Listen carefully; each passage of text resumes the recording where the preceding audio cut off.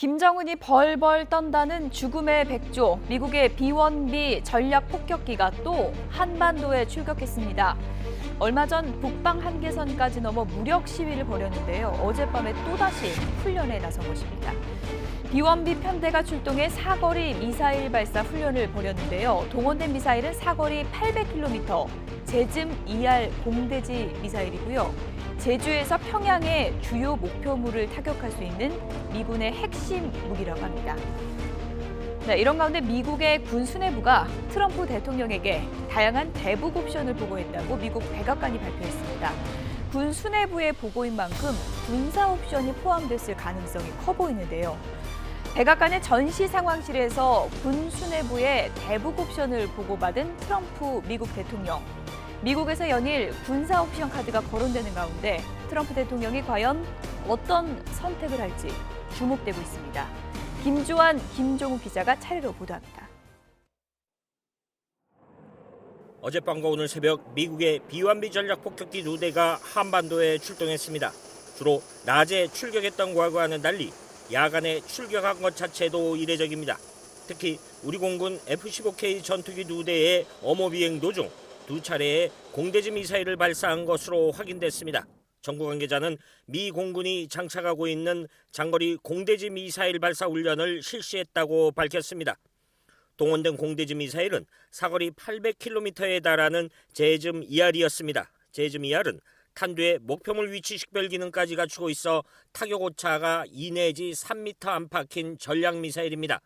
유사시 제주도 남쪽에서 평양의 주요 목표물을 타격할 수 있는 미군의 독자적인 핵심 무기로 지난 6월 주한미군에도 이 미사일이 배치됐습니다.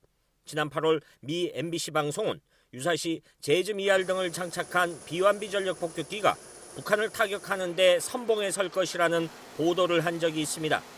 B-1B 전략 폭격기가 60여 톤의 폭탄을 탑재한 채 마하 1.2의 속도로 적 전투기를 따돌리고 폭탄을 투하하는 데 최적화된 폭격기이기 때문입니다.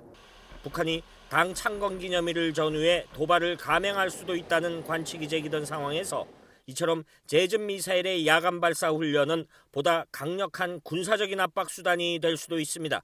특히 미국의 공격형 핵잠수함인 투싼이 진해양에 입항한 데 이어 이번 주말쯤 미 항공모함 로널드 레이건 함까지 동해로 출동하는 등 한미 양국의 대북 압박은 더욱 강화될 것으로 예상됩니다.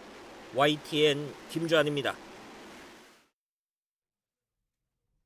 미국 백악관은 트럼프 대통령이 현지 시각 10일 오전 국가안보회의 인사들을 만나면서 제임스 매티스 국방장관과 합참의장에게서 보고를 받았다고 밝혔습니다. 초점은 어떤 형태의 북한 공격에도 대응하고 필요하면 미국과 동맹국을 핵무기로 위협하는 것을 막기 위한 다양한 옵션에 맞춰졌다고 설명했습니다. 자세한 내용은 언급하지 않았지만 군 수뇌부 보고인 만큼 군사적 방안이 포함됐을 가능성이 큽니다. 트럼프 대통령은 앞서 지난 5일 군 수뇌부 회의를 주재하면서 이른 시일 안에 군사 옵션을 준비하라고 지시한 뒤 이렇게 말했습니다. You guys know what this represents? Maybe it's the calm before the storm. What's the storm? Could be the calm before the storm. 이어 주말에는 과거 대북 정책이 실패했지만 단 한 가지는 효과가 있을 것이라고 말해 군사 행동을 뜻한다. 엄포용이다라는 엇갈린 해석을 낳았습니다. So there's one thing the U.S. Army can do, and that is you have got to be ready to ensure that we have military options that our president can employ if needed. 이번에 군 수뇌부 대북 옵션 보고 사실을 백악관이 공개한 건 이례적으로 대북 경고 수위를 한층 높이려는 것으로 보입니다. 트럼프 대통령은 동시에 외교계 거두인 헨리 키신저 전 국무장관을 만나 조언을 구하는 등 다음 달 한국과 중국, 일본 순방을 앞두고 군사적, 외교적 해법 모두를 가다듬고 있습니다. 알듯 모를 듯한 트럼프 대통령의 이딴 대북 옵션 발언에 비판과 추측이 분분하자 국무부는 기본 입장을 다시 설명했습니다. 헤더 노트 대변인은 미국이 군사 옵션을 갖고 있음을 분명히 하면서도 외교가 첫 번째 접근이라며 아무도 전쟁을 원치 않고 한반도 평화를 원한다고 강조했습니다. YTN 김종우입니다.